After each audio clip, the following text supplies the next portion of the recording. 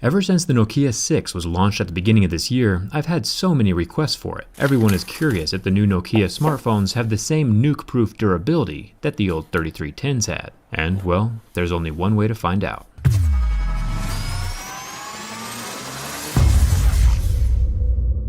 I have tested the durability of every major smartphone that gets released over the last few years. I think I've tested about 60 different phones now, and it's Nokia's turn. Pulling it out of the box, it already has a heavy feel to it, which in my book is a good thing. I purchased the slick-looking matte black version. As always, we'll start with the scratch test. I have a set of Mohs picks that allow me to differentiate between different materials. Plastic scratches at a level 3, tempered glass scratches at a 5 or a 6, and sapphire would be at an 8 or a 9. The Nokia 6 has advertised Gorilla Glass 3 on the screen, and it scratches at a level 6, perfectly on par with other flagship devices. Onto the fingerprint scanner. Now this is pretty sweet. It's not a button, just a pad, but it's totally scratch-proof. My razor inflicts no damage to the scanner. There are only a few other phones with durable fingerprint scanners like the iPhone 7 and the OnePlus 3. Most phones scratch. The 8-megapixel front-facing camera is also under the front screen glass, so it is scratch-resistant as well. But the earpiece, on the other hand, it seems to be made out of a superfine cloth, almost like the cloth we saw inside the Pixel. This one can come out. Now obviously I pulled this out on purpose, but over time on your own phone, through heating and cooling and normal phone abuse, the little bit of adhesive holding this earpiece in place can become weak. I imagine after a year or two of this rattling around in your pocket, your phone might look the same as mine. It's an unfortunate material choice. I'll just stuff it back in and pretend like nothing happened. Nailed it. Might want to turn up your volume for this next part. It's real metal. Definitely one of my favorite sounds and feels on a smartphone. Now today I'm going to switch things up a little.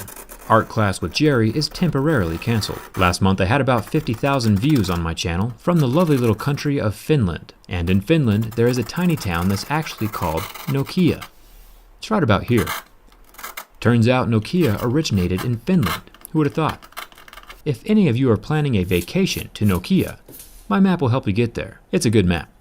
Probably the best map. The 16-megapixel rear camera protrudes quite a bit out of the back metal housing. Not quite as good looking as the completely flush LG G6, but the Nokia 6 still has a scratch-resistant camera lens. My razor blade does nothing to it. It's good to see that most cell phone companies these days have stopped using plastic on their camera lenses. The flash is still plastic, but that's fine, since light will still flow through no matter how scratched it is. The top of the phone is metal. The Nokia 6 does have plastic antenna lines like all metal phones do. These are similar to the wrap-around corner design that the iPhone 7 currently has. But this phone has one distinguishingly useful feature that the iPhone 7 does not have: a headphone jack. The volume and power buttons are completely made of metal as well, so no matter where you are holding this phone, you'll be touching metal. I'm not gonna lie, it's a good feeling phone on the outside. But it's what's on the inside that really counts. We'll find out more in a second. The phone does have stereo speakers, that's a bonus.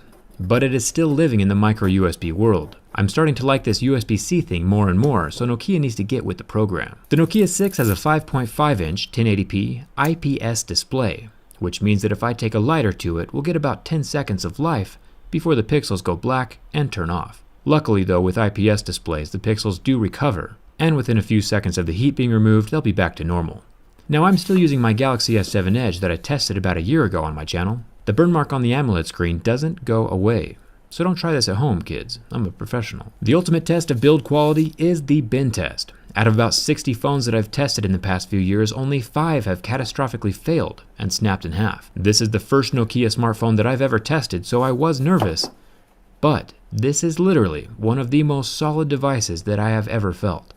There is basically zero flex to the frame, pressing from the front or the back. This Nokia 6 is definitely a contender for the most durable phone of 2017. The only thing I would change is the earpiece fabric. Overall, I'm very impressed with Nokia. So far, 2017 has been a pretty fantastic year for phones. I'm looking forward to testing the Galaxy S8 in a few weeks, so make sure you're subscribed for that, and let me know in the comments what phone you want to see me test next. I'll be reading them. Thanks for watching. I'll see you around.